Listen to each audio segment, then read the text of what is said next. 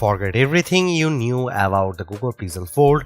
The new deep breath Google Pixel 9 Pro Fold shares perhaps one thing with its predecessor, the fold in the name, and that is for the better.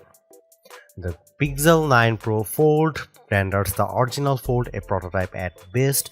The aspect ratio that didn't work for some popular apps like Instagram, two large black bezel around the main screen, and the phone's inability to lie completely flat when unfolded are mercifully gone.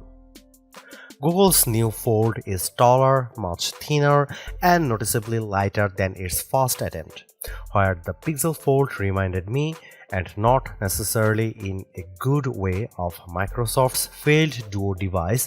The new Pixel 9 Pro Fold reminds me of a flagship Pixel 8. In fact, the 6.3-inch cover screen is a duplicate of the one you'll find on the new Google Pixel 9. Google announced the Pixel 9 Pro Fold alongside the Pixel 9, Pixel 9 Pro, and Pixel 9 Pro XL on August 13.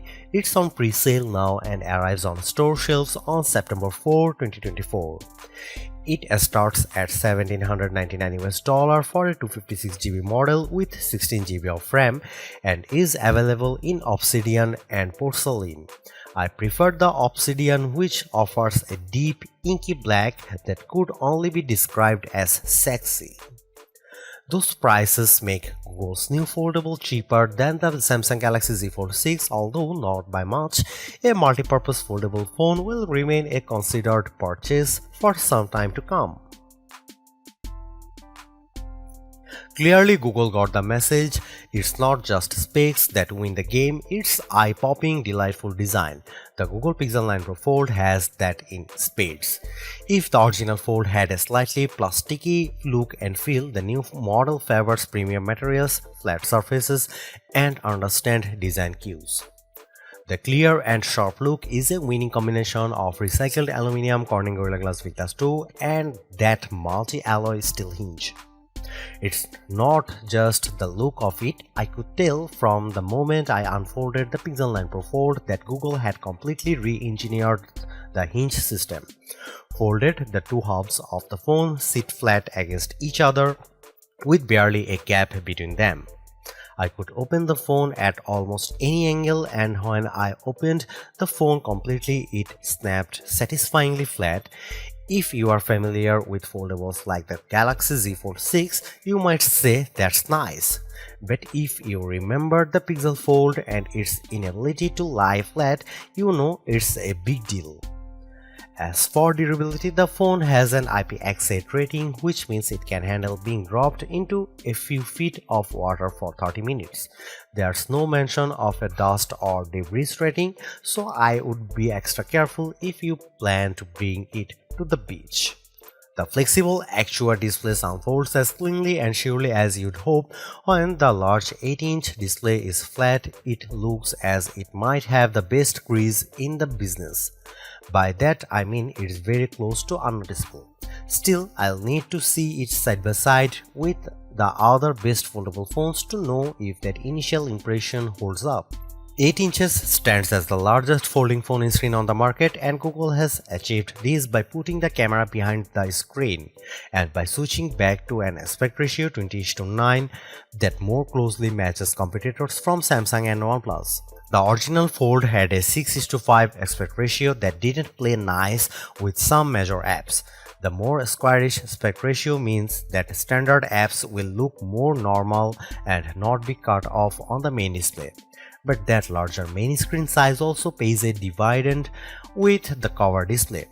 At 6.3 inches, it's full flagship size, and for as much as I like the Samsung Galaxy Z Fold 6, which also has a 6.3-inch screen but one that is taller and narrower, having the extra cover display with makes using the screen more pleasurable to use, and I expect it will make it easier to type. It also makes the Fold 9 Pro look almost indistinguishable from regular smartphone.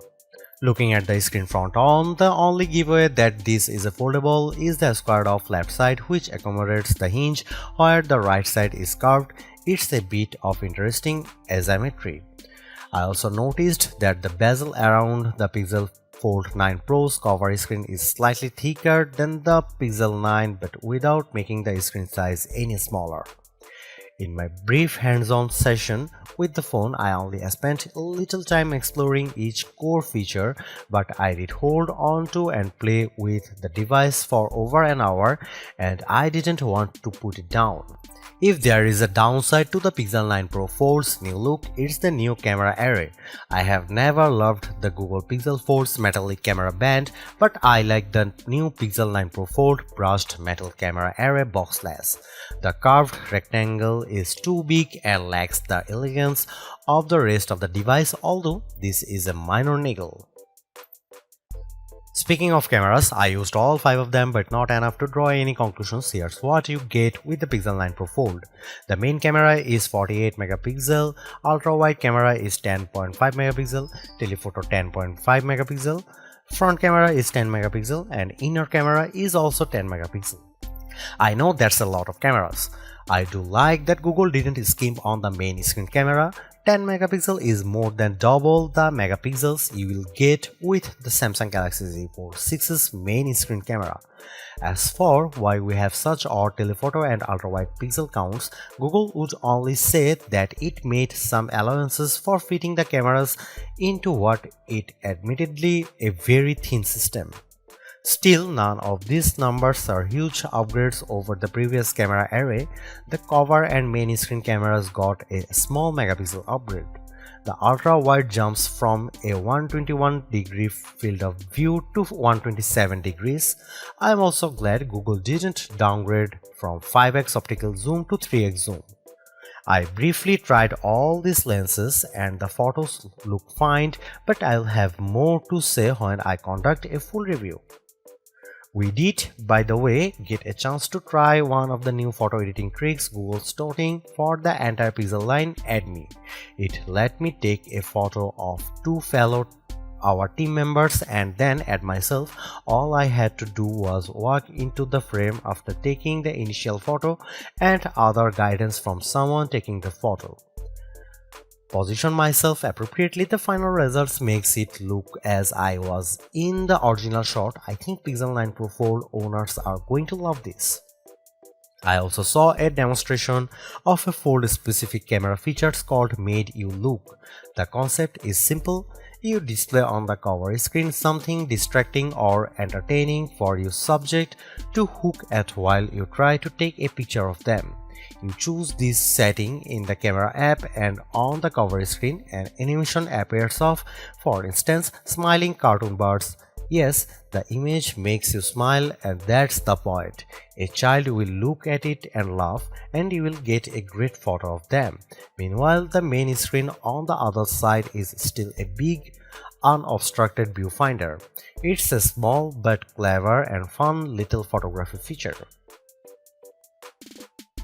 As with the most other core features, I don't have much to say about performance at this stage. Inside the Pixel 9 Pro Fold is Google's new Tensor G4 chip. Google claims the chip is capable of 45 TOPS or tokens per second, and that is 20% faster for web browsing and 17% faster on app launching. Benchmarks will help me see how it compares to Apple's A17 Pro chip in the iPhone 15 Pro and Qualcomm's Snapdragon 8 Gen 3 in the Samsung Galaxy Z Fold 6. I am pleased that Google has squeezed in 16 GB of RAM, especially because a chunk of that is apparently devoted to handling onboard AI tasks. One of those AI tasks will be powering Google Gemini and especially features like Gemini Live. This adds a conversational AI chatbot that can answer questions in a natural sounding voice and handles interruptions better than some people I know. In my chat, I asked Gemini about getting better sleep and how caffeine intake might impact my sleep. As it answered, I interrupted and I asked if I could drink Coke. It told me I could, but warned me that Coke has caffeine and drinking it might impact my sleep. As it droned on, I interrupted and I said I had to go. It paused and said, "Okay, goodbye." Pretty impressive. The Pixel 9 Pro Fold ships with Android 14 and a promised 7 years of OS security and pixel drop updates. That's quite a commitment, especially for a phone with moving parts. If your phone holds up, the updates will be there to support it. Battery life is rated for 25 hours, which would be considerably more than you could expect from the Pixel Fold.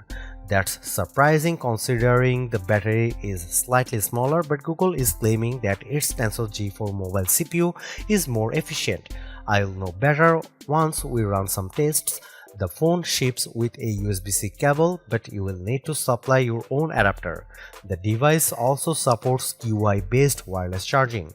The dual SIM 5G phone supports Bluetooth 5.3 and notably up to Wi-Fi 7 for some future-proofing. The name of this phone might seem long and less than memorable, but I think it's accurate. This is a folding premium or pro phone. Instead of standing apart from all the Pixel 9 phones, the Google Pixel 9 Pro Fold fits in well with the rest of the lineup. Overall, this is a redo done right job. The Google Pixel 9 Pro Fold looks like a regular smartphone when closed and opens into a mini tablet. The screens are sharp and bright and appear responsive.